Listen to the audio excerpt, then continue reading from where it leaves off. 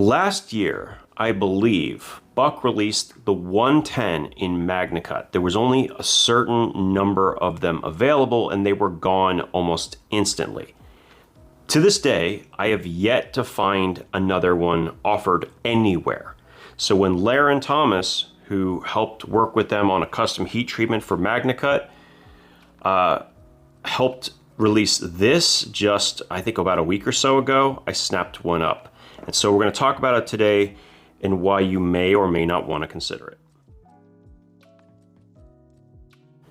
So I did not check prior to the release of this video, but when I looked earlier this week, there was still a few of these left. There are only 1,000 total in existence, and that is going to be all she wrote. So I have obviously attached a small thumb stud to let it be used one-handed, but this is a classic Buck knife. This model, which I will put right here, has been around for a long time, but we have not seen it in Magnacut before.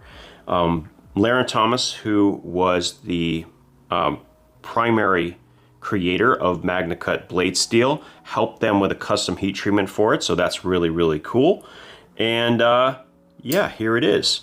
It has a Coco Bolo wooden handle, brass bolsters, as we'd expect from a traditional Buck knife, and then we have, of course, a standard backlock.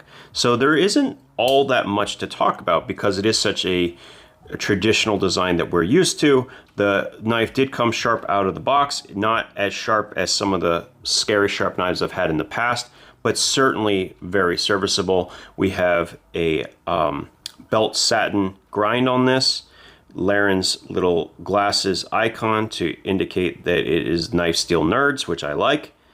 And then, of course, Buck USA on the other side. This is made in America. And one of the things that I noticed about this knife is that the last limited release they had was over $300 for the Buck 110, where this knife came in about $150 something. And I was like, wow, that's actually quite nice. And I actually prefer the smaller one, if we're being honest, because I always felt like the Buck 110 had to be like your only thing because it weighed as much as a multi-tool. Whereas this, I could consider carrying in addition to basically anything and would be happy to do so. Now, in the box, you are also going to get a little slip that allows you to use it kind of in pocket. But as you can probably already tell, let me see if I can find the little piece here. Yeah, I already broke this clip. Just in testing how good the retention was, I basically bent it away from it about that far and then snapped right away. Now, this is a very, very thin piece of steel and wouldn't have made a very effective in-pocket carry anyway because it's so low on retention, it would just slide right out the moment you try to grab the knife. So I like the knife. The knife is actually pretty slick, but the holster piece can leave something desired. I mean, I actually don't have a problem with the leather, but this should have been a much, much, much stronger clip. Even an Ulti clip, why not go with an Ulti clip? That would actually have been amazing to have that combination, and I think would have been worthy for this particular knife. As it sits, it's already going to be quite good and fit in a bunch of different small organizers. I actually was thinking, hold on one second, that it would go very well in this wallet organizer that I have. So this is from Tale of Knives. I normally carry this modified compact Tinker, but this one actually fit. Oh yeah, actually, I mean, if I hadn't stretched it out so much, it would have been a perfect fit for that. Oh, kind of a mistake there. But I think what's funny is I think when you have cards in it, I think that's going to hold just nicely. So actually, I actually really like that. That's actually going to be really cool. And I might actually switch to this wallet for a little while just so I could carry this knife a little bit more. Like I said, I added a small little thumb stud because I think it's a little bit easier to use. You can close it one-handed, but you kind of have to lean it up against your body to do so. And then the last thing, it's not the end of the world, but I feel like all slip joints should have this. There's no half stop in this, and I feel like it could use a half stop.